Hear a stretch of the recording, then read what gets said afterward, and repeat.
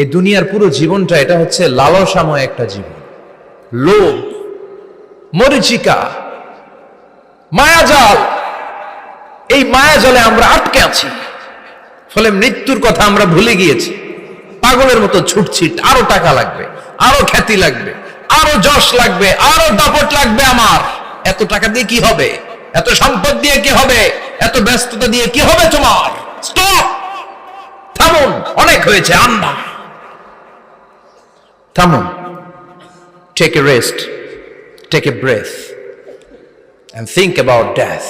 Think that you have to go back to your Lord. একটু বসেন না, একটু ভাবেন যে আমাকে চলে যেতে হবে, চলে যেতে হবে। এই কোলাহল, এই ব্যস্ততা, এগুলো থাকবে, থাকবো না আমি। সাইয়েদনা ওমর ফারুক বলেছেন, মুতু ক্বাবলা আন তামুতু, মরার আগে একবার মরো।